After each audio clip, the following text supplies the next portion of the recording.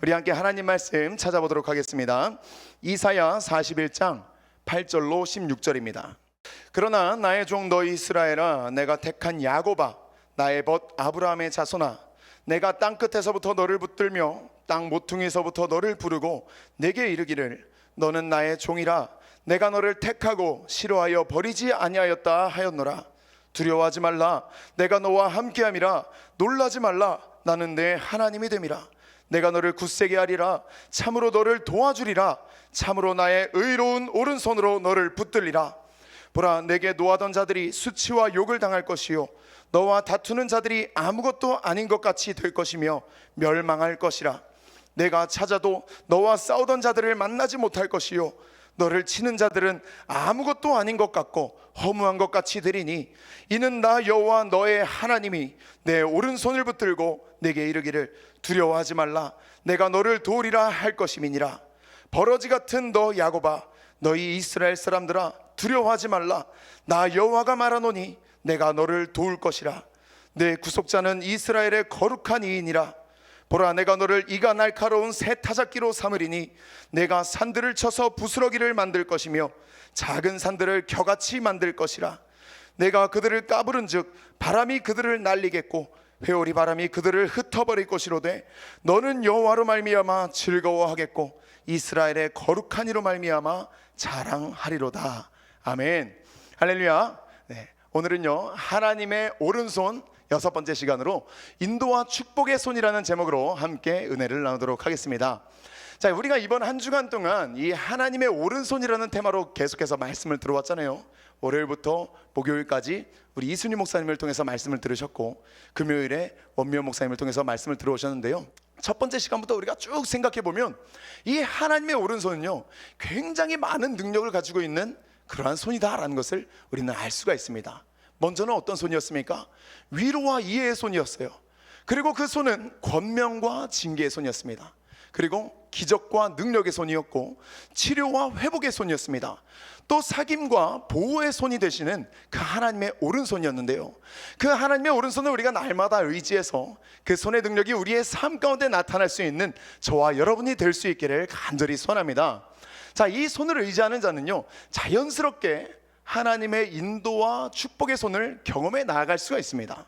이러한 하나님의 놀라운 그 능력의 손을 우리가 날마다 경험하며 살아가다 보면 결국에는 하나님께서 우리를 인도하시고, 또 인도하시는 것으로 끝나는 것이 아니라 결국에는 축복 가운데로 우리를 넣어주시는 것을 경험하게 될 텐데요, 이렇게 인도와 축복의 손은요 우리로 하여금 인생의 바른 길을 찾게 만들어주시고, 또 우리로 하여금 진리 안에 거하게 하여 주시고, 또 참된 생명이 우리 안에 존재하게도 하시고, 또 우리의 영의 살 길을 찾도록 해주시는 그러한 능력의 손인 줄로 믿습니다.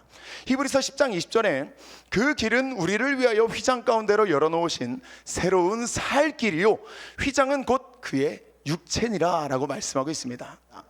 자, 우리가 이렇게 하나님의 인도 가운데 거하게 되면요 하나님의 축복을 경험하게 되는데, 그럴 때일수록 우리는요 더욱더 하나님의 오른손을 의지해야 되겠다라는 생각을 해야 될 줄로 믿습니다. 인도하신다고, 축복해 주신다고, 이만하면 됐어라고 생각하고 그 손을 뿌리치는 사람은요 결국에는 그 하나님의 인도의 끝, 바로 그 놀라운 영혼의 축복을 끝까지는 경험하지 못합니다. 우리는요 끝까지 하나님의 손을 의지해야 될 줄로 믿습니다.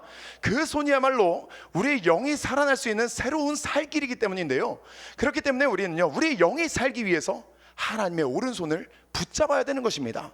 우리 이순희 목사님은 요즘에 이런 말씀을 하심으로 말미암아서 우리 제자들에게 큰 감동을 주셨는데요, 하나님을 기쁘시게 하는 일이 내 영을 기쁘게 하는 일이다라고 우리 이순희 목사님이 말씀하신 적이 있어요. 그렇지 않습니까?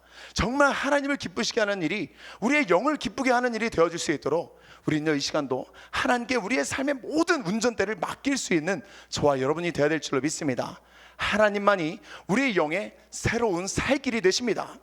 비록 죄로 인해서 우리가 하나님을 떠났더라도 우리가 예수님께 회개하고 돌아와서 그 예수님의 인도하심을 받게 되면 우리는 다시금 그 생명의 길로 인도함을 받게 되잖아요.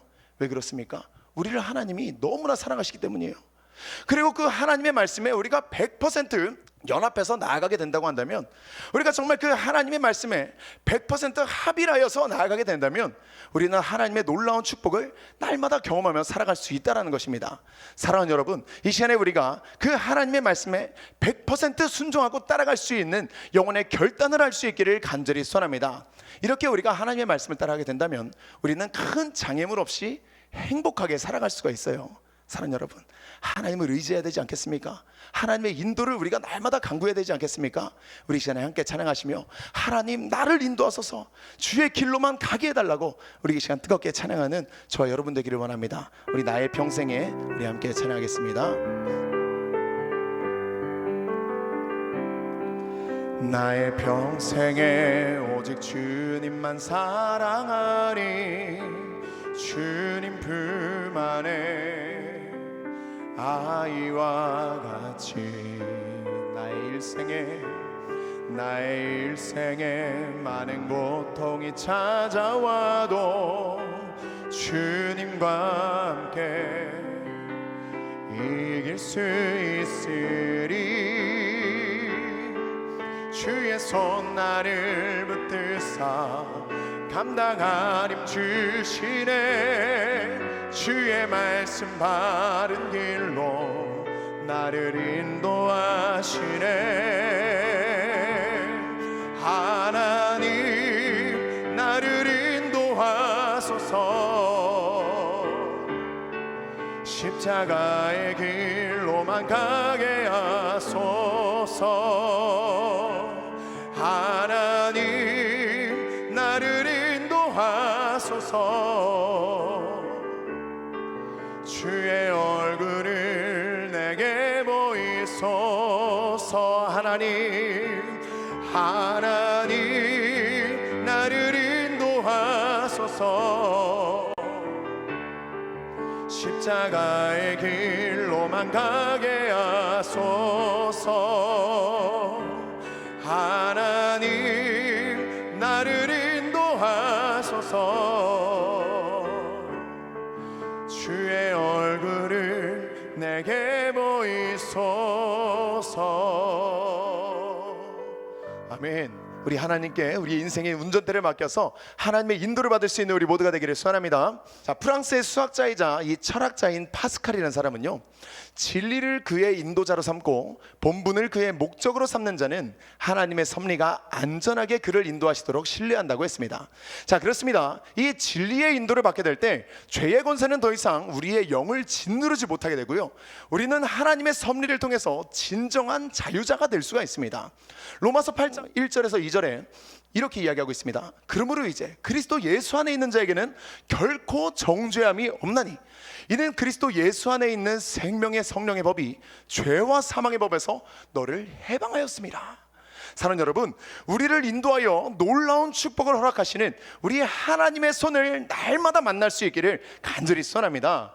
생명의 삶 2016년 8월호에 실린 글입니다. 김연아는 코치 브라이언 오서와 또 안무가 데이비드 윌슨을 만남으로 선수 생활에 전환점을 맞았습니다. 장한나는 세계적인 첼리스트 미샤 마이스키와의 만남을 통해서 도약했습니다. 선수는 코치를 잘 만나야 됩니다. 그것은 어느 영역에서든지 마찬가지입니다. 내가 열심히 하는 것도 중요하지만 고수의 한 수가 인생의 길을 확 열어주기도 합니다. 고수란 어떤 사람입니까? 한 분야에서 통달한 사람입니다.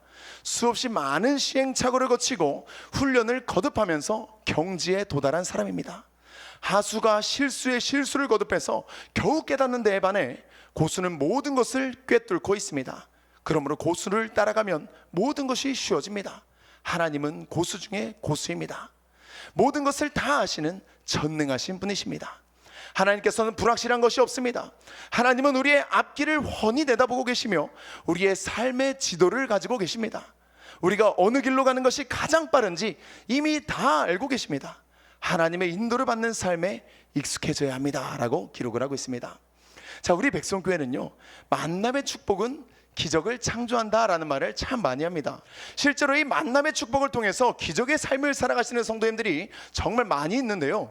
여러분, 우리는 누구를 만나느냐에 따라서 우리 인생이 달라질 수 있음을 기억해야 될 줄로 믿습니다. 자, 우리에게 있어서 가장 귀중한 만남은 무엇입니까? 바로 하나님과의 만남입니다. 저와 여러분은요, 오늘도 우리를 인도하시는 이 하나님을 만나서 기적의 주인공이 되어야 될 줄로 믿습니다. 자, 그런데 여러분, 아무나 하나님의 인도를 받는 것은 아니라는 거예요. 우리가 하나님의 인도를 받아야 되는 것은 맞지만 아무나 하나님의 인도를 받을 수 있다는 것은 아닙니다. 자, 우리가 하나님의 인도를 받기 위해서는요, 우리가 준비해야 할 것들이 있다라는 것입니다.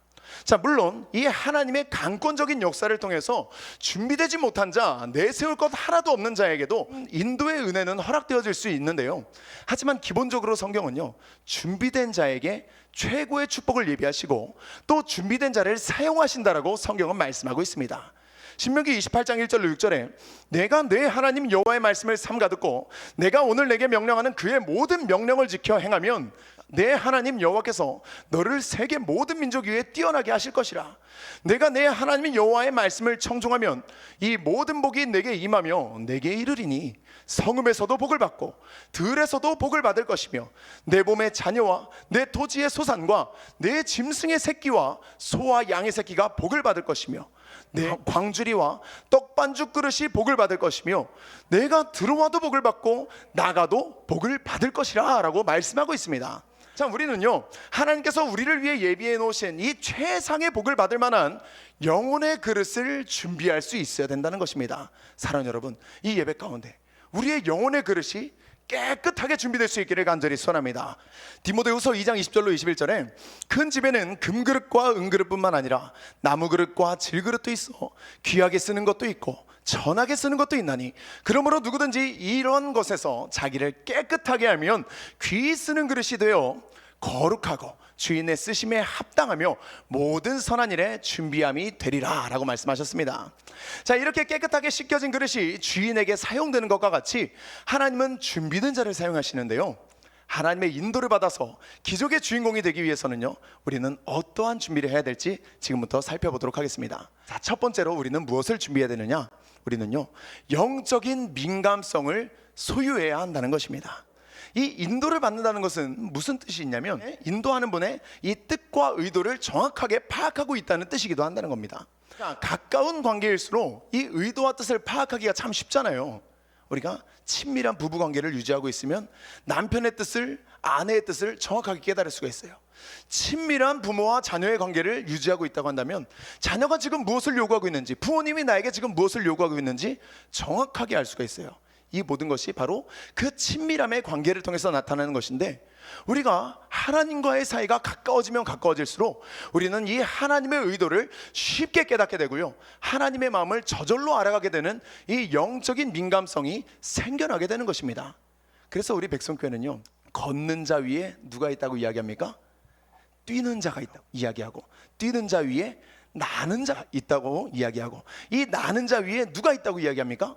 붙어있는 자가 있다라고 이야기합니다. 사랑하는 여러분, 하나님께 찰싹 붙어있을 수 있는 우리 모두가 되어야 될 줄로 믿습니다. 자, 이렇게 우리가 하나님께 찰싹 붙어있기만 한다면 우리는 하나님의 마음을 저절로 알아가게 됨으로 말미암아서 영적인 민감성이 생겨나게 되는데요, 자, 성경의 수많은 곳에서 하나님의 특별한 사랑의 대상이 되었던 이 이스라엘을 향하여 하나님은 오늘 본문 속에서도 다시 한번 하나님의 특별한 사랑을 보여주셨습니다. 이사야 41장 8절에 그러나 나의 종 너 이스라엘아, 내가 택한 야곱아, 나의 벗 아브라함의 자손아 라고 우리 하나님은요, 이 이스라엘 백성들을 부르셨어요. 자, 지금 우리 하나님이 이 이스라엘 백성들을 부르실 때요, 하나님이 이스라엘을 너 이스라엘아 이렇게 부르고 끝난 게 아니었어요.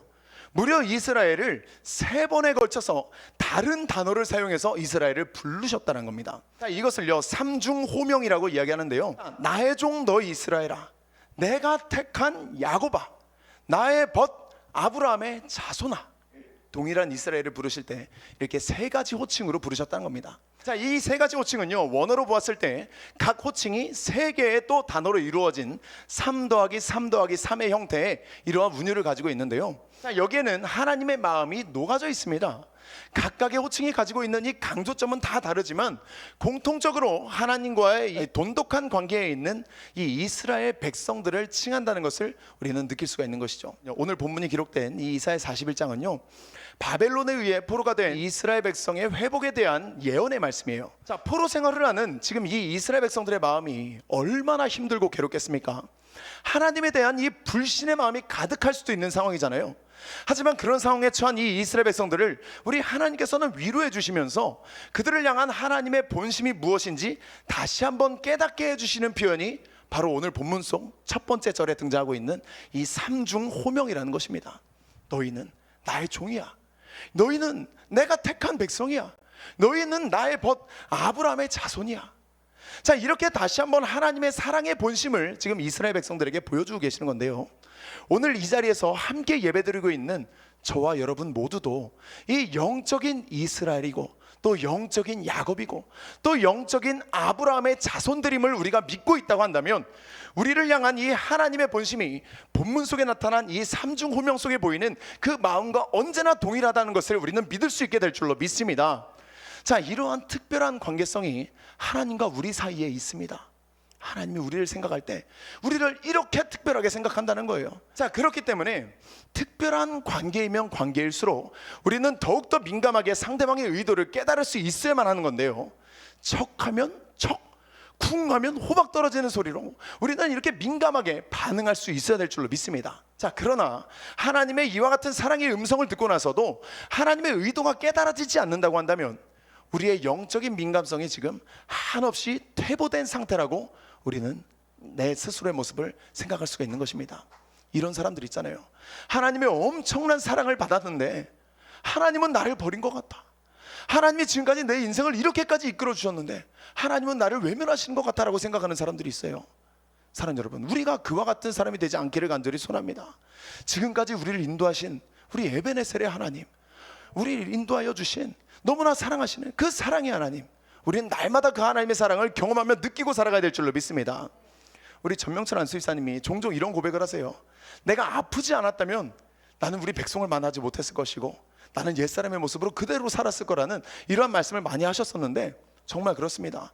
우리 전명철 안수집사님께서 너무나도 큰 고난을 당했어요. 뇌에 갑자기 이게 큰 문제가 생기셔가지고 멀쩡하게 살아가셨던 우리 전명철 안수집사님이 하루아침에 갑자기 온몸이 쓸 수 없는 상황이 되어버린 거예요.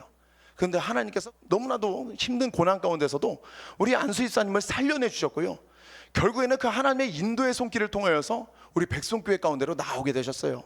그래서 하나님이 우리 전명 안수집사님의 이 영육의 건강을, 영육의 모든 질병을 치료해 주시는 과정을 우리가 보게 되었는데요, 지금은 우리 안수집사님이 얼마나 건강하시냐면 보령에 있는 만평의 땅을 예초기를 메고 다니면서 예초기로 그 모든 풀을 다 베고 다니실 정도로 그렇게 건강이 많이 회복되셨습니다. 전명철 안수집사님을 사랑하시는 우리 하나님의 그 인도하심이 우리 전명철 안수집사님의 그 고난을 통하여서 강력하게 역사해 주셨기 때문에 이러한 하나님을 만날 수 있게 해주셨는데요, 사랑하는 여러분, 고난 가운데 있다 할지라도 낙심하지 않는 우리 모두가 되기를 소원합니다. 하나님은 결국에 우리를 더 큰 사랑으로 인도해 주시고 더 큰 열매를 맺게 해주실, 정말 모든 것을 합력하여 선을 이루게 하실 하나님이시기 때문에 하나님의 큰 뜻을 발견할 수 있는 영의 눈이 활짝 열리는 저와 여러분 될 수 있기를 간절히 소원합니다. 우리 안수집사님은 깨달았기 때문에 그 은혜를 경험하며 살아가시는 거예요. 그런데 깨닫지 못하는 사람들이 많이 있다는 겁니다. 이렇게 깨닫지 못하는 사람은요, 영적인 무감각증에 빠진 사람들인데요, 영적인 무감각증에 의해서 관계의 본질을 잃어버리고 나면은요, 우리는 결코 하나님의 인도를 받을 수가 없습니다. 자, 영적으로 둔감한 자는 하나님의 말씀에 제대로 반응도 할 수 없는데요, 그래서 우리 예수님도 이렇게 말씀하셨습니다. 들을 귀 있는 자는 들으라. 오늘 저와 여러분이 이 들을 귀가 준비되어 있을 수 있기를 간절히 소원합니다.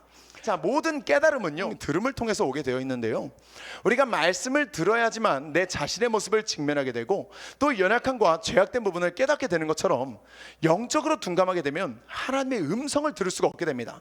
그래서 그분의 깊으신 뜻을 조금도 이해하지 못하게 되죠. 자, 사무엘상에 나오고 있는 우리 어린 사무엘과 또 엘리 제사장을 우리가 한번 생각해 보세요. 어린 사무엘이 이 늙은 엘리 제사장보다 영적으로 훨씬 더 민감했습니다. 성전에 있을 때 사무엘은 하나님의 음성을 들을 수 있었지만 엘리 제사장은 하나님의 음성을 들을 수가 없었어요. 엘리 제사장의 이 영적인 눈과 영적인 귀가 점점 더 어두워져 가고 있었기 때문이었습니다. 사무엘상 3장 1절로 5절에 아이 사무엘이 엘리 앞에서 여호와를 섬길 때에는 여호와의 말씀이 희귀하여 이상이 흔히 보이지 않았더라. 엘리의 눈이 점점 어두워가서 잘 보지 못하는 그때에 그가 자기 처소에 누웠고 하나님의 등불은 아직 꺼지지 아니하였으며 사무엘은 하나님의 궤 위에 있는 여호와의 전 안에 누웠더니 여호와께서 사무엘을 부르시는지라. 그가 대답하되 내가 여기 있나이다 하고 엘리에게로 달려가서 이르되 당신이 나를 부르셨기로 내가 여기 있나이다 하니 그가 이르되 나는 부르지 아니하였으니 다시 누우라 하는지라. 그가 가서 누웠더니. 자, 여러분, 지금 이렇게 사무엘과 엘리를 성경은 비교하고 있는데요, 엘리는 당연 대제사장이었어요. 즉 하나님과 가장 밀접한 관계를 가지고 있어야만 하는 사람이었어요. 그에 반해서 사무엘은 완전히 어린 아이였다는 겁니다. 원래는 이 엘리가 하나님과 더 밀접한 관계를 갖고 있으면서 더 영적으로 민감했어야 하는데 그렇지 못하고 오히려 이 아이 사무엘이 하나님과 더 밀접한 관계를 가지며 더 영적으로 민감했다는 것입니다. 교회에 오래 다녔다고 해서요, 우리가 하나님의 음성을 들을 수 있는 게 아니에요. 어느 정도 교회 다녔다고 해서, 어느 정도 직분이 있다고 해서, 어느 정도 교회 생활에 좀 짬밥 좀 먹었다고 해서 우리가 하나님의 음성을 들을 수 있는 게 아닙니다. 하나님의 음성을 들을 수 있는 것은요, 영적인 민감성이 높아진 사람만이 하나님의 음성을 들을 수가 있는 거예요. 우리가 집사 직분을 받는다고 해서, 권사 직분 받는다고 해서, 안수 집사 장로의 직분을 받는다고 해서 우리가 하나님의 음성을 들을 수 있는 게 아닙니다. 내가 전도사가 되었다고 해서, 내가 목사가 되었다고 해서 하나님의 음성을 바로 들을 수 있는 게 아니에요. 바로 이 영적인 민감성이 있어야지만 우리는 하나님의 음성을 들을 수가 있는 것입니다. 이 다른 말로 이 민감성은요, 영혼의 고요함이라고도 할 수 있을 것 같은데요, 내면이 고요해지게 되면 우리의 영적인 감각은요, 예민해지게 됩니다. 그래서 하나님의 세밀한 음성에 귀를 기울일 수 있게 되죠. 자, 그래서 이 신앙이 자라난다는 것은요, 내면의 풍파가 다스려져서 내면이 고요해지고 그로 인해서 영적인 민감성이 높아진다라는 이러한 의미와도 같습니다. 그리고 하나님의 뜻을 깊이 헤아릴 수 있는 능력을 얻기도 하는데요.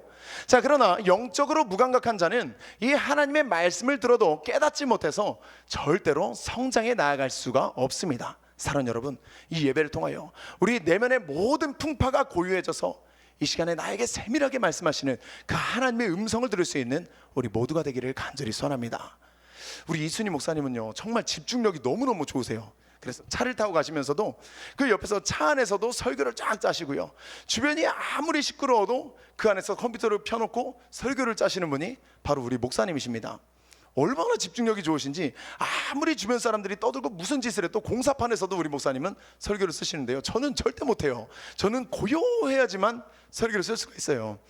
저는 이렇게 집중력이 약한 사람인데 반해 우리 목사님은 집중력이 굉장히 좋으신데, 그런 이유가 무엇이냐면 우리 목사님은 내면이 고요하시기 때문이에요. 내면에 하나님의 말씀만이, 내면에 하나님의 인도하심만이 딱 굳건하게 존재하고 있기 때문에 세상에 그 어떤 풍파가 닥쳐온다 할지라도, 주변이 아무리 시끄럽다고 할지라도 하나님께로 한순간에 확 집중해서 들어가실 수가 있는 것입니다. 마가복음 4장 9절에 또 이르시되 들을 귀 있는 자는 들으라 하시니라. 자, 이 시간 영적 무감각을 깨뜨리시고 이 영적인 민감성을 가져서 성령의 인도함을 받는 영의 사람들이 다 되시기를 간절히 소원합니다.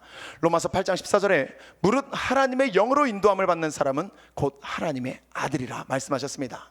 자, 우리가 영적으로 민감해지게 되면요, 하나님이 원하시는 것과 또 원하지 않는 것을 분별할 수 있는 이러한 영적인 지혜와 분별력이 생겨나게 되는데요, 자, 그 결과 하나님의 의도가 아닌 이 잘못된 내 생각은 과감하게 버릴 수 있게 되고 하나님의 의도를 우리는 이제 따를 수 있게 됩니다. 자, 오늘 본문에서도 하나님은 자신의 생각에 갇혀서 하나님의 의도를 따르지 못하는 이 유다 백성들을 향한 그 하나님의 결심을 보이고 계시는데요, 이사야 41장 9절에 내가 땅 끝에서부터 너를 붙들며 땅 모퉁이에서부터 너를 부르고 내게 이르기를 너는 나의 종이라 내가 너를 택하고 싫어하여 버리지 아니하였다 하노라 라고 말씀하셨습니다.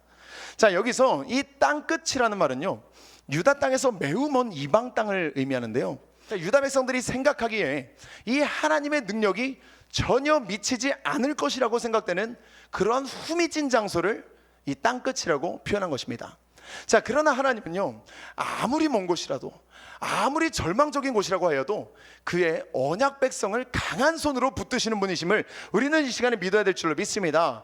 오늘 우리 하나님께서는요, 우리가 어느 곳에 있든지 어느 상황에 있든지 어떤 어려움 가운데 처해 있든지 크신 오른손으로 우리를 붙들어 주시는 분이시라는 겁니다. 자, 이 본문 속에서 너를 붙들며에 해당하는 헤자크 티차의 원형 하자크는요, 단단히 붙잡다라는 의미를 가지고 있습니다. 자, 유다 백성들은 이 바벨론이라고 하는 이 땅끝, 또 땅 모퉁이에 있는 이 자신들의 처지가 하나님의 능력이 미치지 않는 곳에 버려진 처지라고 생각을 했어요. 하지만 우리 하나님은 아무리 그들이 그렇게 오해하고 있는 곳이라고 할지라도 하나님은 그곳에서도 역시 이 유다 백성을 단단하게 붙잡고 계신다라는 것을 말씀을 통해서 입증해 보이신 것입니다. 나는 보지 못하여도 하나님은 이미 그 모든 선한 일을 행하고 계셨던 것입니다. 사랑하는 여러분, 하나님의 마음을 깨닫지 못하는 이러한 영적 둔감함은요, 내 스스로의 판단에 의해서 하나님의 능력을 제한하게 되는데요, 그 결과 하나님의 오른손이 언제나 나를 붙들고 있음에도 불구하고 그 사실을 믿지 못해서 그 오른손의 능력이 제한되고 마는 이러한 어처구니 없는 일이 일어나기도 합니다. 자, 하나님의 큰 능력 앞에 스스로 바리케이드를 딱 쳐버리는 이러한 미련한 자가 바로 우리의 모습일 수도 있다는 거예요. 내 스스로 판단한 이 땅 끝에, 또 땅 모퉁이에 지금도 나 홀로 서 있고 있지는 않습니까? 하나님은 끊임없이 우리를 사랑의 음성으로 부르고 계시는데, 또 크신 오른손으로 언제나 우리를 단단하게 붙잡고 계시는데, 우리는 내 생각의 한계에 갇혀서 하나님의 마음을 깨닫지 못하는 이러한 둔감한 자의 모습은 아니었는지 우리가 이 시간에 나의 모습을 돌아볼 수 있기를 소원합니다. 우리는 하나님의 의도를 정확하게 깨닫는 이 영적인 민감성을 소유하기를 그래서 날마다 간구해야 되는 거예요. 사랑하는 여러분, 우리의 모든 길을 하나님께 맡길 수 있는 지혜로운 성도님들이 다 될 수 있기를 바랍니다. 시편 37편 5절로 6절에 내 길을 여호와께 맡기라. 그를 의지하면 그가 이루시고 내 의를 빛같이 나타내시며 내 공의를 정오의 빛같이 하시리라. 사랑하는 여러분, 하나님께 모든 것을 맡길 수 있는 저와 여러분이 되기를 소원합니다. 자, 두 번째로 우리가 하나님의 인도를 받기 위해서는요, 우리는 담대해야 합니다. 자, 하나님의 인도를 받기 위해서 우리는 이 두려움을 몰아내고 영적인 담대함을 소유해야 되는데요, 이 담대함의 반대격이 되는 두려움이라는 말은요, 사전적 의미로서 무서워하는 감정을 말합니다. 자, 성경 속에서 이 두려움이라는 단어가 가장 먼저 등장했던 곳이 바로 창세기 3장인데요 창세기 3장 9절로 10절에 여호와 하나님이 아담을 부르시며 그에게 이르시되 내가 어디 있느냐 이르되 내가 동산에서 하나님의 소리를 듣고 내가 벗었으므로 두려워하여 숨었나이다 라고 말하고 있습니다. 자, 최초의 인간인 이 아담이 하나님 앞에서 범죄한 이후에 그가 느낀 감정이 바로 이 두려움이었다라는 거예요. 자, 따라서 아담 이후에 태어난 모든 인간은요, 이 두려움이라고 하는 이 원초적 죄의 속성을 가지게 되었는데요, 자, 우리가 이 매일의 삶 가운데 직면하는 이 크고 작은 두려움을 이용하는 이 사탄은요, 끊임없이 우리의 마음을 결박하려고 합니다. 두려움이 우리 마음에 틈탈 때 우리는 결코 하나님을 볼 수가 없고 하나님의 뜻을 분별할 수 없기 때문에 이 사탄은 이 두려움이라고 하는 이 도구를 사용해서 우리 마음을 완전히 회방시켜 놓는데요, 자, 인간의 근본적 이 두려움을 해결하기 위해서는요, 결국 온전히 하나님을 따르는 길 외에는 아무런 방법이 없다는 것을 우리는 기억해야 될 줄로 믿습니다. 다시 말하자면 우리가 담대하기 위해서는 온전히 하나님의 말씀을 따라야만 한다는 것입니다. 1967년에 이스라엘과 아랍과의 이 6.1 전쟁이 있었던 적이 있습니다. 자, 이 병력면에서 완전한 열세였던 이 이스라엘이 막강한 아랍 군대를요 6일 만에 격파해가지고 세계 전쟁사의 경이로운 기록을 남겼던 그런 전쟁이었는데요, 이 전쟁이 끝난 후에 미국의 한 기자가 이스라엘의 백인 총리와 인터뷰를 가졌습니다. 그 기자가 이렇게 물었습니다.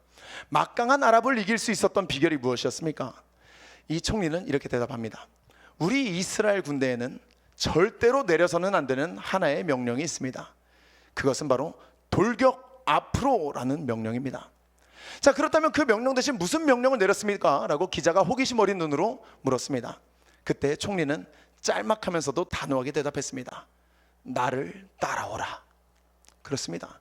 전쟁터에서 승리하는 비결은요, 돌격 앞으로가 아니라 완전한 영적인 리더자를 따라가는, 바로 그 사람 한 사람을 따라가는 것만이 전쟁에서 승리할 수 있는 비결이 된다는 것입니다. 사랑하는 여러분, 우리가 하나님만을 따라가게 될 때 우리는 강한 대적 앞에서도 언제나 승리를 할 수 있게 되는 줄로 믿습니다.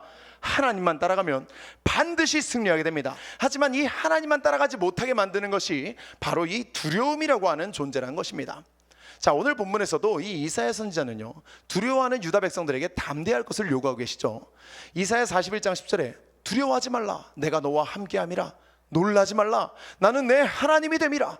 내가 너를 굳세게 하리라. 참으로 너를 도와주리라. 참으로 나의 의로운 오른손으로 너를 붙들리라. 우리 하나님 말씀하셨습니다. 자, 두려워한다는 것은요, 자신이 당하고 있는 이 상황의 무게에 압도당하고 있다는 것을 말하는데요, 그 결과 이제 소망을 잃어버리게 되고요, 또 기쁨과 감사를 잃어버리게 됩니다.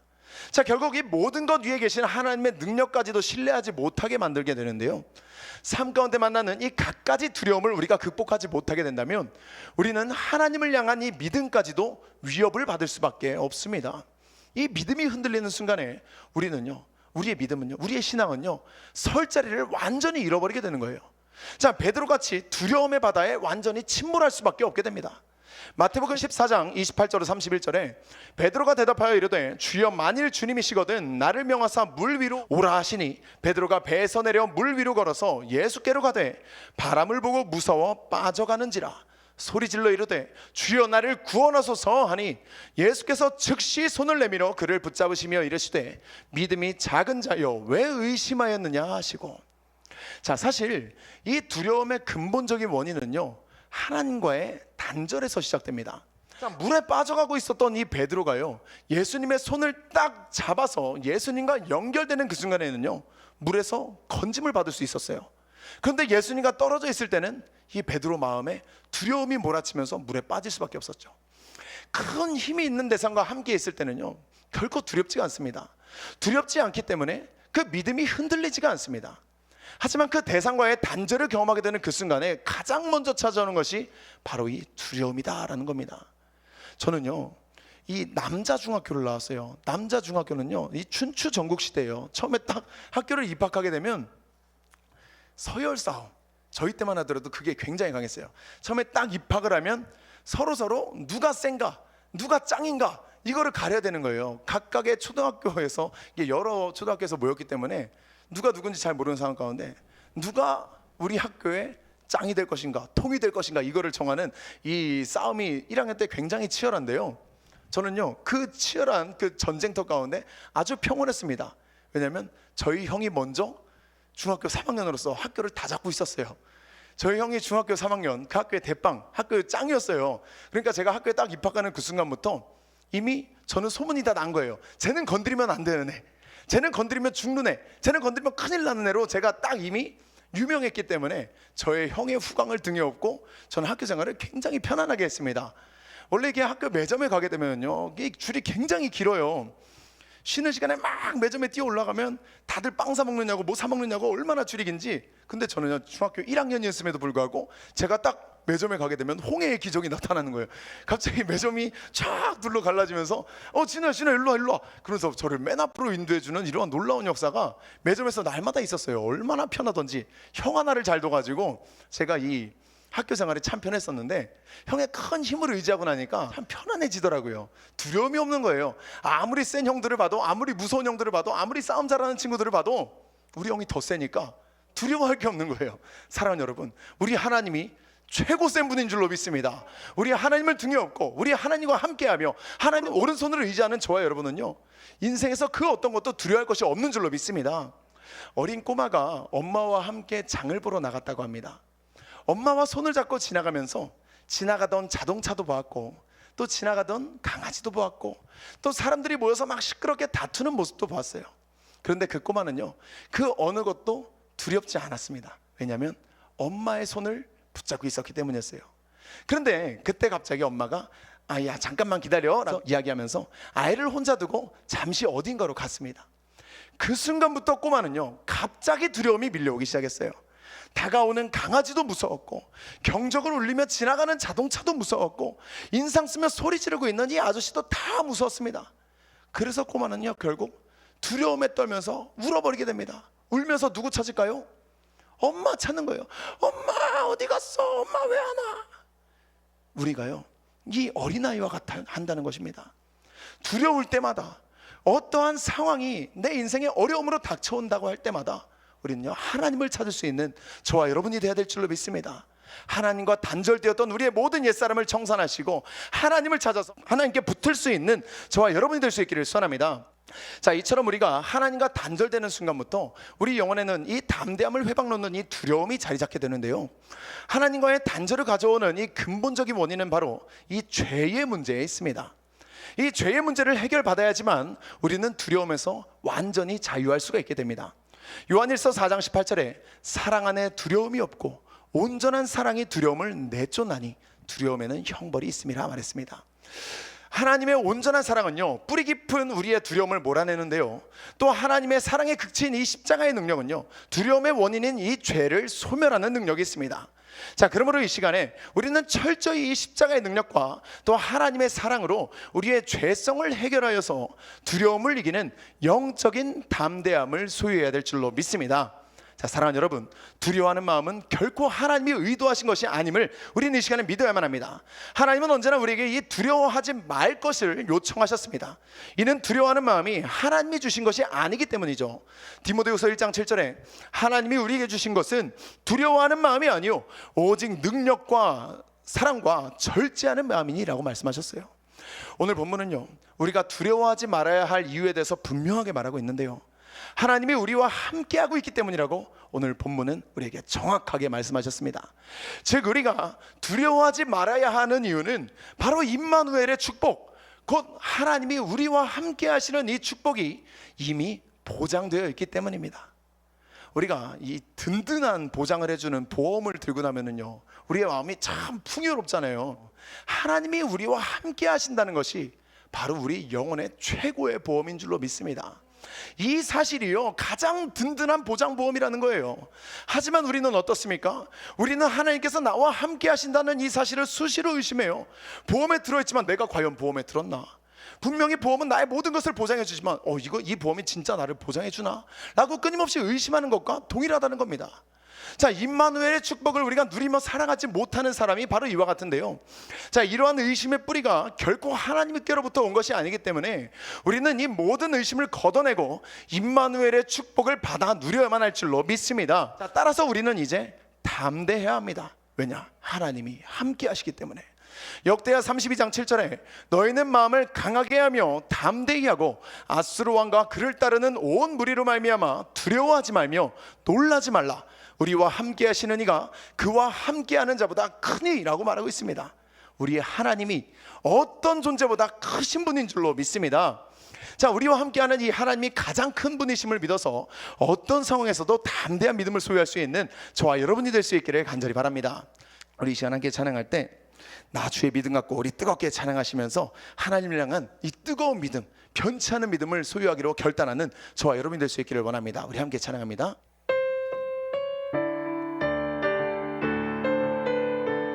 나 주의 믿음 갖고, 나 주의 믿음 갖고 홀로 걸어도 나 주의 믿음 갖고 실망치 않네.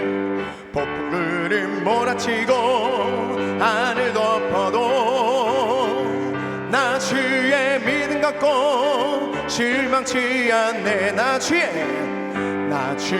믿음 갖고 홀로 걸어도 나 주의 믿음 갖고 실망치 않네.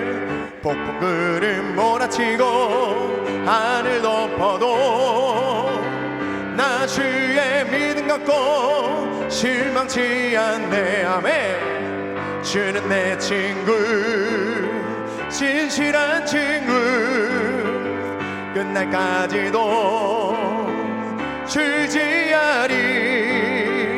폭풍들은 몰아치고 하늘 덮어도 나 주의 믿음 갖고 실망치 않네. 주는 선한 목자, 내 주는 선한 목자, 나를 인도해. 사막의 골짜기로 다닐지라도 주님께서 나의 길을 인도하시리. 나 주를 따라가리 언제까지나. 아멘. 주는 내 목자, 선하신 목자 어딜 가든지 함께 하시네. 주님께서 나의 길을 인도하시니 나 주를 따라가리. 언제까지나 주님께서 나의 길을 인도하시니 나 주를 따라가리. 언제까지나. 아멘. 하나님의 인도를 언제까지나 받을 수 있는 저와 여러분 되기를 선합니다. 자, 우리가 하나님의 인도를 받기 위해서 지금 첫 번째, 두 번째 항목을 우리가 알아보았는데요, 세 번째로 우리에게 있어야 할 것은 바로 이 사명에 대한 확신이 있어야 한다는 것입니다. 자, 오늘 본문에서 하나님은요, 유다 백성으로 하여금 이 새로운 사명을 주실 것을 약속하고 계시는데요, 그들에게 주어지는 이 사명은 대적을 물리치고 승리를 취하는 사명이었습니다. 이사야 41장 15절로 16절에 보라, 내가 너를 이가 날카로운 새 타작기로 삼으리니 내가 산들을 쳐서 부스러기를 만들 것이며 작은 산들을 겨같이 만들 것이라. 내가 그들을 까부른즉 바람이 그들을 날리겠고 회오리 바람이 그들을 흩어버릴 것이로되 너는 여호와로 말미암아 즐거워하겠고 이스라엘의 거룩한 이로 말미암아 자랑하리로다 라고 말씀했습니다. 자, 여기서 말하는 이 타작기란 것은요, 이 도리깨를 생각하시면 될 것 같은데요, 어릴 때 저희 시골에 가면은 항상 그 콩 같은 거를 이렇게 쫙 널어놓고 도리깨질을 했던 그런 기억이 나요. 그래서 저도 어린 나이에 그 도리깨질을 해봤는데 이 도리깨질이 쉬운 것 같지만 굉장히 어렵습니다. 이게 기다란 짝대기를 이렇게 넘겨가지고 탁 쳐야 되잖아요. 이게 기술이 없으면 제대로 땅땅 쳐지지가 않아요. 땅땅 쳐지지가 않으면 힘만 드는 거예요. 근데 땅땅 쳐진다고 해가지고 이게 쉬운 것이냐? 그게 절대 아니에요. 하고 나면 여기 온몸이 막 다 근육이 막 이게 굳어져 버리는데, 자, 어쨌든 간에 이 하나님은요, 포로된 유다 백성들에게 이제는 이 모든 대적을 박살내는 이 도리깨의 사명을 감당하실 것을 약속하셨습니다. 이 도리깨가 그 닫혀 있었던 콩을 딱 때리게 되면 이 콩껍질이 쫙 벌어지게 되면서 그 속에 있는 알갱이들이 타닥 터져 나오게 되잖아요. 자, 이렇게 모든 대적을 박살내는 이 도리깨와 같은 사명을 너희는 이제 감당해야 된다라고 하나님이 말씀하신 거예요. 자, 여기 이 본문 가운데 나오고 있는 이 산들은요, 이 산들은 이스라엘 자손을 대적하는 자들 가운데 큰 세력을 가진 모든 존재를 의미합니다. 자, 이들을 쳐서 부스러기를 만든다는 것은 이스라엘에게 하나님의 대적을 심판하실 이 사명을 주신다는 것을 나타내는 말인데요, 하지만 여러분, 이러한 놀라운 사명이 주어졌어도 그 사명을 확신하지 못한다고 한다면 사명을 주신 하나님의 인도를 우리는 받을 수가 없습니다. 사명에 대한 이 확신은요, 자신의 생각의 틀을 깨트리는 것에서부터 시작하는데요, 자신의 한계에 갇혀있는 사람은 우리를 향한 이 하나님의 놀라운 뜻을 조금도 깨달을 수 없기 때문에 하나님은 먼저 이 깨어지고 부서진 자에게 사명을 허락해 주시는 줄로 믿습니다. 그래서 우리 백성교회는 깨어지고 부서지는 작업을 먼저 시키는 거예요. 하나님의 놀라운 사명을 감당하기 위해서 우리는 이 시간에 먼저 깨어짐의 과정을 겪어야 될 줄로 믿습니다. 전능하신 하나님의 인도를 받는 사람은요, 나에게 맡긴 하나님의 사명에 대한 확신이 있는 사람인데요, 무엇보다도 하나님은 저와 여러분 모두에게 이 공통된 사명을 맡겨주셨습니다. 바로 빛과 소금이 되라는 것이죠. 마태복음 5장 13절로 16절에 너희는 세상의 소금이니 소금이 만일 그 맛을 잃으면 무엇으로 짜게 하리요? 후에는 아무 쓸데없어 다만 밖에 벌어져 사람에게 밟힐 뿐이니라. 너희는 세상의 빛이라. 산 위에 있는 동네가 숨겨지지 못할 것이요 사람이 등불을 켜서 말 아래에 두지 아니하고 등경 위에 두나니 이러므로 집안 모든 사람에게 비치느니라. 이같이 너희 빛이 사람 앞에 비치게 하여 그들로 너희 착한 행실을 보고 하늘에 계신 너희 아버지께 영광을 돌리게 하라 말씀하셨습니다. 자, 그런데 이 말씀을 보면은요, 이 빛보다 소금이 먼저 나오고 있는 것을 우리는 발견할 수 있죠. 자, 사실 성경대로 말하자면 빛과 소금이 아니라 소금과 빛이라고 해야 이 순서가 맞는데요, 왜 소금이 먼저일까요? 소금처럼 녹아진 자만이 먼저 빛을 발할 수 있게 되기 때문입니다. 자, 즉 먼저 우리가 이 소금의 사명을 감당할 수 있을 때 빛의 사명은 저절로 감당할 수 있게 된다는 말입니다.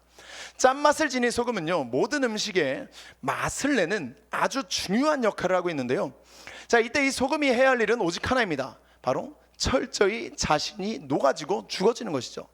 자, 소금의 사명은요, 바로 죽어지는 사명이에요. 다른 게 있는 게 아닙니다. 소금은 죽어지기만 하면 됩니다. 요한복음 12장 24절에 내가 진실로 진실로 너에게 이르노니 한 알의 밀이 땅에 떨어져 죽지 아니하면 한 알 그대로 있고 죽으면 많은 열매를 맺느니라. 이와 같이 이 소금이 그 스스로의 존재 가치를 나타내기 위해서는요, 먼저 이 녹아짐의 과정이 필요한 거예요. 만약 소금이 녹지 않는다고 한다면 소금은 더 이상 소금으로서의 기능을 전혀 할 수가 없습니다. 녹지 않는 소금은요, 오히려 쓸모가 없는데요. 자, 음식에 녹지 않는 소금을 딱 넣었다고 해보세요. 여러분들 그거 맛있게 드실 수 있습니까? 국에다가 녹지 않는 소금을 막 넣었어요. 녹지 않는, 그것도 굵은 소금을 막 넣었어요. 그리고 그 국을 딱 떠먹었어요. 일단 아무 맛도 안 나요. 아무 맛도 안 나는데 막 모래알 같은 것들이 막 우르르 씹히는 거예요. 막 그냥 계속해서. 그런 국 여러분들 드실 수 있습니까? 소금은요, 녹아줘야지만 기능을 할 수가 있는 거고요, 녹아줘야지만 자신의 사명을 감당할 수가 있는 거예요.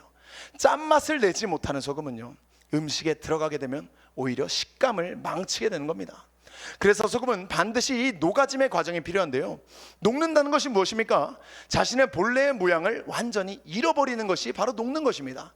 다시 말해서 자기 자신을 희생시키는 건데요, 자, 이와 같이 주님께서 우리에게 세상의 소금이 되라라고 말씀하신 것은 우리 자신을 포기해서라도 이 희생의 사명을 감당하라는 말씀이 되는 것입니다.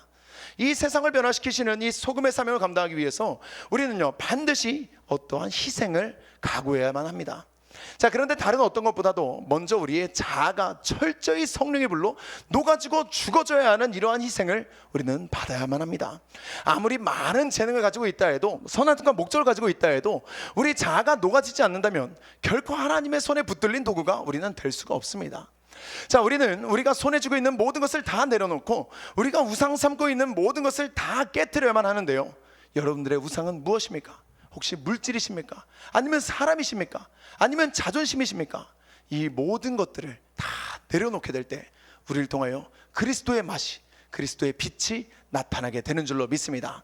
자, 그리스도인으로서 마땅히 빛을 발해야 하는 이 사명을 감당하기 위해서 우리가 기억해야 할 가장 중요한 것이 바로 이 녹아지는 소금이 되는 것입니다. 하나님의 일은요, 결코 인간의 힘으로 하는 것이 아닙니다. 우리 안에 남아있는 내 힘, 내 의, 또 내 교만을 철저히 무너뜨리고 철저히 성령의 인도함을 받아야지만 하나님의 일을 우리는 이뤄나갈 수가 있습니다. 녹는다는 것은 바로 자신을 죽이는 희생입니다. 촛불을 생각해 보세요. 이 촛불은 자신의 몸을 녹여서 태움으로써 어둠을 밝히지 않습니까? 성도는 이와 같은 희생의 사명이 있음을 깨달아야 될 줄로 믿습니다. 경건한 신앙인이었던 미국의 백화점 왕 존 워너메이커가 이런 말을 했습니다. 비누는 쓸수록 녹아 없어지는 물건이지만 우리의 더러운 때를 씻어준다. 물에 녹지 않는 비누는 결코 좋은 비누가 아니다. 사회를 위해 자신을 희생시키려는 마음이 없고 몸만 사리는 사람은 물에 녹지 않는 사랑. 여러분, 우리 또 내 자신을 녹여서, 내 자신을 태워서, 내 자신을 죽여서 많은 사람들의 유익이 되는 삶을 살아갈 수 있기를 간절히 소원합니다. 우리 예수님은요, 우리의 영혼을 살리기 위해서 이 비누와 소금처럼 스스로 녹아지는 희생을 마다하지 않으셨어요. 그 죽음까지 내어주신 희생으로 인해서 저와 여러분은 새 생명을 선물 받게 되었습니다. 빌립보서 2장 6절로 8절에 그는 근본 하나님의 본체시나 하나님과 동등됨을 취할 것으로 여기지 아니하시고 오히려 자기를 비워 종의 형체를 가지사 사람들과 같이 되셨고 사람의 모양으로 나타나사 자기를 낮추시고 죽기까지 복종하셨으니 곧 십자가에 죽으심이라. 예수님이 우리를 세상으로 보내시면서 이와 같은 희생의 영향력을 행하라고 세상의 소금이 되라라고 말씀하신 것입니다. 자, 소금은 자신을 부정하고 깨트리는 만큼 음식에 맛을 더해줍니다. 좋은 영향력은요, 얼마나 나를 희생하느냐에 따라서 달라지게 되어 있습니다. 성경과 역사에 큰 영향을 미친 인물들은요, 하나같이 자신을 희생했던 사람들이었습니다. 아우카 인디언에 의해서 순교한 짐 엘리엇이라는 사람은 다음과 같은 일기를 기록했습니다. 하나님, 내 생에 이 나태한 막대기들을 불붙여 주사 주님을 위해 타게 하소서. 내 하나님이요, 내 생을 모두 쓰소서. 내 생은 주님의 것이 없나이다. 나는 오래 살기를 원하지는 않습니다. 오히려 주 예수님의 생처럼 충만한 알찬 삶이 되기를 원하나이다. 이렇게 고백을 했는데요, 그의 삶은 실제로 그 일기의 내용과 똑같아지게 되었습니다. 그는 꽃같이 젊은 나이에 선교지에서 원주민이 던진 창에 맞아 죽게 되었죠. 플로렌스 나이팅게일의 이야기인데요, 30세 때 그녀는 다음과 같은 내용으로 일기를 기록했습니다. 이제 나는 주님께서 공생애를 시작하신 나이였던 30살이다. 더 이상은 어린애 같은 짓과 헛된 일을 하지 말자. 주여, 오직 당신의 뜻만을 생각하게 하소서. 이때 그녀는요 고작 30세에 불과했는데, 그녀는 31살이 되던 때 전쟁터에서 피 흘리며 쓰러져가는 부상자들을 치료하기 위해서 간호학을 공부해서 3년 동안을 헌신했습니다. 외로운 군인들은 이 나이팅게일이 지나가게 되면 마치 예수님이 지나가시는 것처럼 인사하고 경배했다고 전해지는데요, 그녀의 이 빛나고도 영웅적인 삶의 종반에 이르러서 그 삶의 비결을 묻는 기자에게 그녀는 이렇게 이야기했습니다. 한마디로밖에 표현할 수가 없군요. 그것은 나 자신이 하나님께 숨겨두고 내놓지 않은 부분이 아무것도 없었다는 것입니다 라고 이 나이팅게일이 고백했다고 합니다. 사랑하는 여러분, 소금과 같이 여러분을 희생하면 희생할수록 여러분들의 인생은 더 가치 있는 사명을 감당할 수 있게 될 것입니다. 헛된 세상 일에 여러분의 귀한 삶을 허비하지 마시고 가장 가치 있는 영혼 살리는 일을 위해서 여러분의 삶을 소금처럼 녹이는 자들이 될 수 있기를 간절히 소원합니다. 우리는 먼저 내 자신을 녹일 수 있는 주님의 소금이 되어야 될 줄로 믿습니다. 자, 이렇게 녹아지고 죽어진 사람들에게 하나님은 새 사명을 주시면서 또 사명을 주신과 동시에 인도의 오른손을 내밀어 주시는데요, 하나님의 오른손은 우리를 인도하여서 축복의 삶을 영위하게 하는 힘이 있습니다. 자, 이제 이렇게 우리가 하나님의 인도를 받을 수 있는 사람으로 준비되게 된 후에 하나님의 인도를 받게 되면 우리에게는 어떤 축복이 임하게 될까요? 우리가 하나님의 인도를 받게 되면 첫 번째로 우리는 하나님이 함께 하시는 축복을 받을 수가 있습니다. 이사야 41장 10절에 두려워하지 말라, 내가 너와 함께함이라. 놀라지 말라, 나는 내 하나님이 됨이라. 내가 너를 굳세게 하리라. 참으로 너를 도와주리라. 참으로 나의 의로운 오른손으로 너를 붙들리라. 우리 하나님이 말씀하신 줄로 믿습니다. 성도가 누릴 수 있는 가장 큰 축복이 무엇일까요? 여러 가지가 있겠지만 제가 생각하는 성도가 누릴 수 있는 가장 큰 축복은요, 바로 임마누엘의 축복인 것 같습니다. 바로 하나님이 우리와 함께 하시는 축복이죠. 얼마나 우리와 이 하나님이 함께 하시기를 원하셨으면 예수님의 이름까지 임마누엘이라고 하셨을까요? 마태복음 1장 23절에 보라, 처녀가 잉태하여 아들을 낳을 것이요 그의 이름을 임마누엘이라 하리라 하셨으니 이를 번역한즉 하나님이 우리와 함께 계시다 함이라.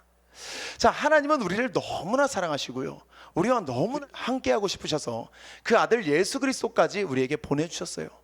죄인된 우리를 사랑하신 이 거룩하신 하나님은요, 우리와 항상 동행하기를 원하셨기 때문에 그 아들을 십자가에 못 박아 희생까지 시키셨습니다.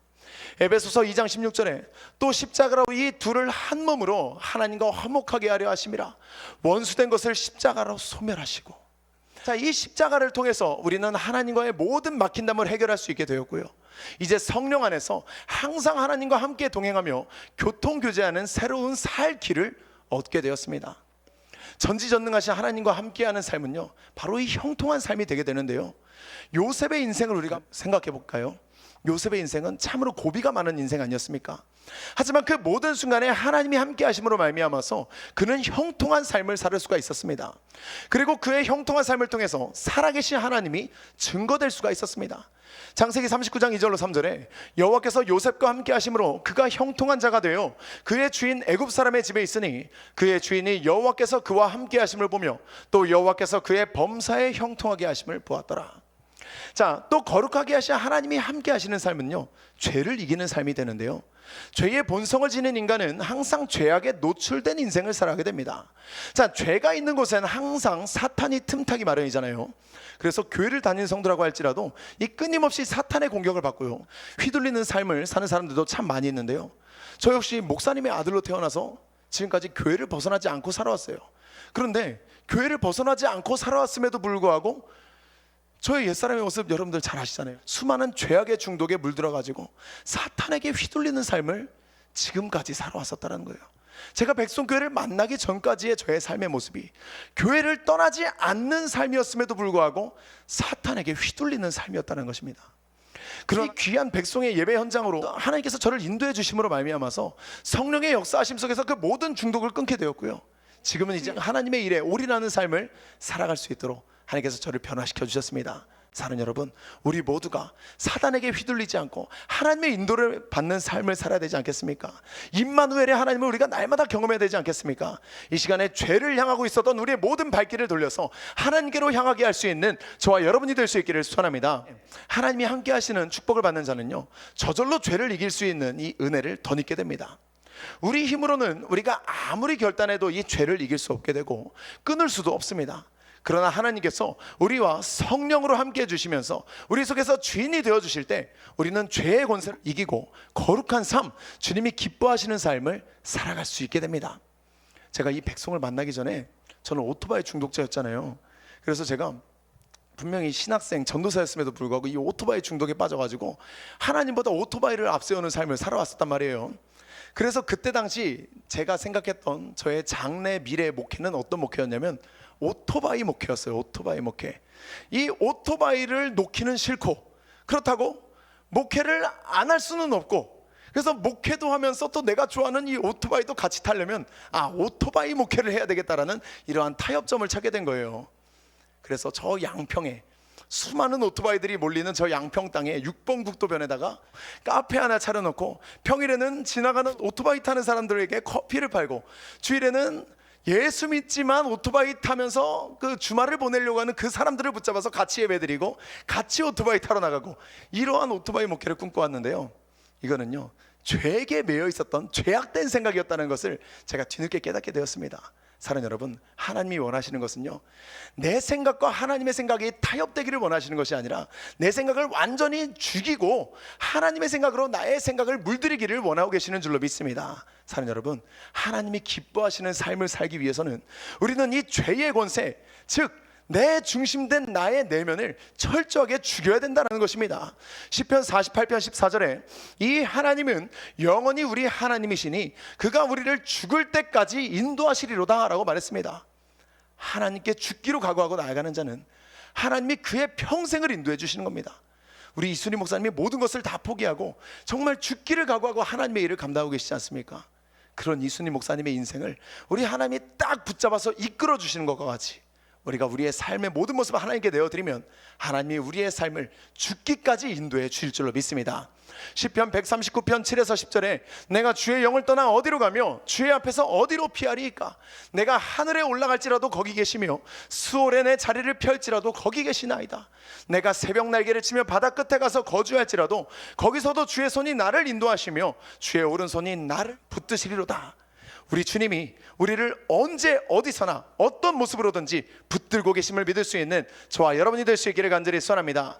이사야 58장 11절에 여호와가 너를 항상 인도하여 메마른 곳에서도 내 영혼을 만족하게 하며 내 뼈를 견고하게 하리니 너는 물된 동산 같겠고 물이 끊어지지 아니하는 샘 같을 것이라. 사랑하는 여러분, 하나님이 함께 하시는 축복을 받는 사람은 영원히 목마르지 않는 영혼의 샘이 우리 영혼 가운데 터져 나오게 되는 줄로 믿습니다. 이 놀라운 축복을 받을 수 있는 저와 여러분이 될 수 있기를 간절히 소원합니다. 자, 두 번째로 하나님의 인도를 받는 사람이 받는 축복은요, 모든 대적이 사라지는 그러한 축복을 받을 수가 있게 됩니다. 하나님의 인도를 받는 사람은 우리의 영육의 앞길을 회방하는 모든 대적이 사라지는 축복을 받는데요, 이사야 41장 11절로 13절에 보라, 내게 노하던 자들이 수치와 욕을 당할 것이요 너와 다투는 자들이 아무것도 아닌 것 같이 될 것이며 멸망할 것이라. 내가 찾아도 너와 싸우던 자들을 만나지 못할 것이요 너를 치는 자들은 아무것도 아닌 것 같고 허무한 것 같이 되리니 이는 나 여호와 너의 하나님이 내 오른손을 붙들고 내게 이르기를 두려워하지 말라, 내가 너를 도우리라 할 것임이니라 라고 말씀했습니다. 자, 여기서 내게 노하던 자들이에 해당하는 콜 한네에림 바크는요, 너에게 노하던 모든 자들이 라는 뜻이 되는데요, 자, 여기에서 이 콜이라는 단어는 단 한 사람의 예외도 없다라는 그러한 사실을 강조하고 있는 말입니다. 자, 다시 말해서 이 본문은 하나님의 백성을 괴롭게 하는 모든 이들이 단 한 사람의 예외도 없이 모두 다 수치를 당할 것을 강조하고 있는 말입니다. 자, 그렇습니다.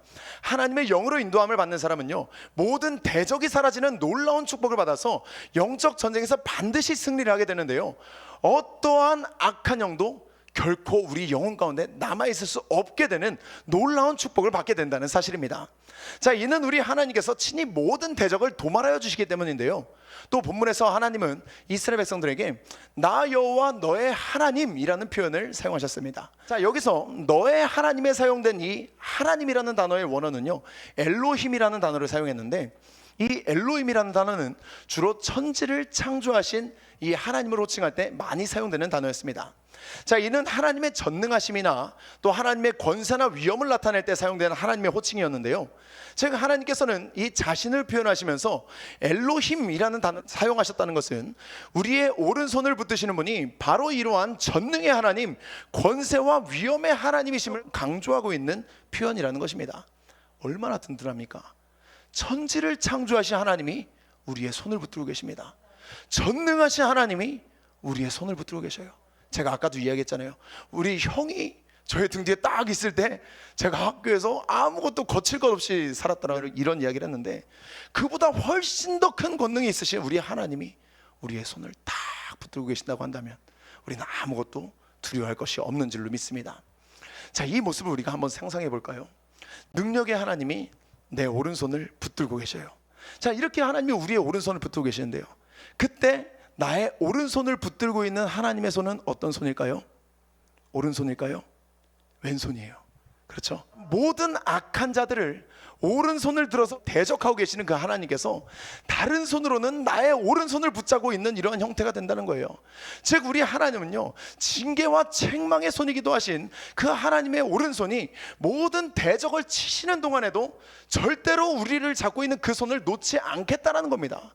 어떤 상황에서도 반드시 우리 하나님은 우리를 계속해서 붙들 것이라는 그런 하나님의 각오를 우리에게 보여주고 계시다라는 거예요. 사랑하는 여러분, 그렇게 우리는요, 비록 순간순간 이 치열한 영적 전쟁을 치러 나아가면서 죄와 싸우기를 피 흘리기까지 싸우고 있지만, 그 모든 전쟁의 순간마다 하나님의 인도를 받게 된다면 하나님께서 대신 싸워주시고 하나님께서 나를 붙잡아 주심으로 말미암아서 날마다 승리할 수 있다는 사실을 우리는 기억해야 될 줄로 믿습니다. 로마서 8장 35절로 37절에 누가 우리를 그리스도의 사랑에서 끊으리요, 환난이나 공고나 박해나 기근이나 적신이나 위험이나 칼이랴, 기록된 바 우리가 종일 주를 위하여 죽임을 당하게 되며 도살당할 양같이 여김을 받았나이다 함과 같으니라. 그러나 이 모든 일에 우리를 사랑하시는 이로 말미암아 우리가 넉넉히 이기느니라. 할렐루야. 우리는 넉넉히 이길 수가 있습니다. 내가 싸우는 것이 아니라 하나님의 인도하심을 통해서 모든 대적을 물리치는 이러한 축복을 받았기 때문에 우리는 넉넉히 이길 수가 있는 것입니다. 마태복음 28장 18절로 20절에 예수께서 나와 말씀하여 이르시되 하늘과 땅의 모든 권세를 내게 주셨으니 그러므로 너희는 가서 모든 민족을 제자로 삼아 아버지와 아들과 성령의 이름으로 세례를 베풀고 내가 너희에게 분부한 모든 것을 가르쳐 지키게 하라. 볼지어다 내가 세상 끝날까지 너희와 항상 함께 있으리라 하시니라. 우리 하나님이 우리와 함께 하시며 모든 대적을 물리칠 수 있는 놀라운 축복을 허락해 주심을 우리가 믿을 수 있기를 간절히 소원합니다. 자, 우리가 받게 되는 축복 마지막 세 번째는요, 인생의 주인이 바뀌게 되는 축복을 우리는 받을 수가 있게 됩니다. 오늘 본문에서도 우리 하나님은 이 이스라엘 백성들의 참된 구속자가 하나님 자신임을 강조하고 계십니다. 이사야 41장 14절에 버러지 같은 너 야곱아, 너희 이스라엘 사람들아 두려워하지 말라. 나 여호와가 말하노니 내가 너를 도울 것이라. 내 구속자는 이스라엘의 거룩한 이인이라 라고 말씀했습니다. 자, 하나님은 여기에서 이스라엘을 구속한 자가 하나님 자신이라고 밝히고 계신데요, 자, 여기서 내 구속자에 해당하는 고알레크의 원형 깔은요, 어떤 사람의 친척이나 친족을 의미하는데요, 이는 단지 혈연 관계만을 나타내는 것이 아니라 손해와 희생을 무릅쓰고도 자신의 피부치를 건져주고 구원해내는 역할을 수행하는 자를 지칭하는 표현입니다. 하나님은 우리의 한 사람 한 사람을 위해서 모든 손해와 희생을 무릅쓰시는 분이신데요, 하나님의 이와 같은 마음은 그의 아들 예수 그리스도의 성육신 사건과 또 십자가에서의 죽으심을 통해서 우리 가운데 성취되었습니다. 자, 그래서 이 죄인 된 우리는요, 이제 더 이상 죄의 멍에에 눌려 있지 않게 되었고 또 값없이 의롭다 하심을 얻는 놀라운 복을 받게 되었죠. 로마서 3장 23절로 24절에 모든 사람이 죄를 범하였음에 하나님의 영광에 이르지 못하더니 그리스도 예수 안에 있는 속량으로 말미암아 하나님의 은혜로 값없이 의롭다 하심을 얻은 자가 되었느니라 말씀하셨습니다. 하나님의 은혜로요, 저와 여러분은 값없이 의롭다함을 받는 자가 될 수가 있었어요. 디도서 2장 14절에 그가 우리를 대신하여 자신을 주심은 모든 불법에서 우리를 속량하시고 우리를 깨끗하게 하사 선한 일을 열심히 하는 자기 백성이 되게 하려 하심이라 말씀하셨습니다. 자, 이렇게 우리 하나님께서 이스라엘을 구속하신 것과 같이 오늘날에 저와 여러분도 구속해 주셨는데요, 나를 철저히 내려놓고 하나님의 인도를 받는 사람은 이와 같은 구속의 은혜가 우리의 삶 가운데 날마다 임하게 됨으로 인하여서 우리 인생의 주인이 나로부터 하나님으로 변하게 되는 놀라운 은혜를 경험하게 되는 것입니다. 사랑하는 여러분, 우리 이순희 목사님은요, 전 세계 다니시면서 영성혁명을 외쳐오셨어요. 그러면서 많은 영혼들을 깨워오셨습니다. 이 영성혁명이 무엇입니까? 바로 우리 인생의 주인이, 우리의 영혼의 주인이 바뀌는 혁명이 바로 영성의 혁명입니다. 수많은 사람들이 이 영육 간의 각종 문제를 안고 이곳에 오게 되는데요, 하나님은 이 자리에 오는 모든 사람들에게 더 근본적인 내적인 작업을 요구해 오셨습니다. 그것이 바로 내면의 영성혁명을 이루는 것이었습니다. 실제로 많은 질병의 문제가 죄의 문제, 또 영적인 문제와 연결되어 있는데요, 모든 질병이 다 그렇다는 것은 아니죠. 그러나 저 역시도 이곳에 와서 이 실제적인 이 죄의 문제, 실제적인 영적인 문제가 해결되면서 저의 영육 간의 질병의 문제 또한 저절로 치료되는 것을 경험할 수가 있었어요. 영의 문제가 해결되니까 육적인 문제가 해결되는 거예요. 영적인 깨달음을 얻고 나니까 육적인 질병이 떠나가는 것을 저 또한 경험했던 거예요. 사랑하는 여러분, 이렇게 우리가 하나님으로 말미암아서 우리의 죄의 문제를 깨닫게 되고 영적인 문제를 해결받게 되면 우리는 이 모든 근본적인 문제가 해결됨으로 말미암아서 육적인 질병까지 치료되는 것을 경험하게 되는데요, 우리 인생의 근본적인 문제가 무엇입니까? 바로 인생의 주인을 잘못 삼고 있는 것이 바로 우리 인생의 근본적인 문제라는 것입니다. 피조물의 문제는 창조주가 가장 잘 알고 있습니다.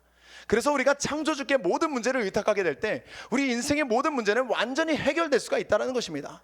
우리는 모든 인생의 문제를 가지고 창조주 하나님 앞에 나아가야 될 줄로 믿습니다. 교만하게 나 자신을 주인 삼았던 지난 날을 철저하게 회개하시면서 오직 하나님을 인생의 진정한 주인으로 모실 수 있는 우리 백성의 모든 식구들이 될 수 있기를 간절히 소원합니다. 이 작업은요, 결코 쉬운 일이 아니에요. 죄인된 인간은 누구나 자기 자신을 주인으로 삼고 있고 또 자신을 우상으로 삼으면서 살아가고 있는데요, 그런데 이러한 삶을 살기 때문에 인생이 또 불행하고 힘든 것이죠. 연약한 인간, 또 한계를 지닌 인간이 인생의 운전대를 붙잡고 있으면 당연히 불안할 수밖에 없고 또 많은 문제가 발생할 수밖에 없습니다. 연약한 인간은 오직 하나님을 주인 삼고 그 하나님께 인생을 맡길 때에만 안전하게 살아갈 수 있게 되는 것입니다. 시편 37편 5절로 6절에 내 길을 여호와께 맡기라. 그를 의지하면 그가 이루시고 내 의를 빛같이 나타내시며 내 공의를 정오의 빛같이 하시리로다. 잠언 16장 9절에 사람이 마음으로 자기의 길을 계획할지라도 그의 걸음을 인도하시는 이는 여호와시니라. 자, 그럼에도 불구하고요, 교만하고 무지한 인간은 이 인생의 운전대를 놓으려고 하지를 않습니다. 영적으로 병들고 죽어가고 있으면서도 인생의 주인의 자리를 빼앗기려고 하지를 않습니다. 우리 백성교회의 예배는 어떻습니까? 철저히 인생의 주인을 바꾸는 작업에 집중하는 예배 아닙니까? 날마다 드리는 이 예배 가운데 내가 주인 삼은 것을 다 내려놓고 나라는 존재 자체를 죽이고 오직 예수로 사는 삶을 훈련하는 것이 바로 우리 백성교회고 우리 백성의 예배입니다.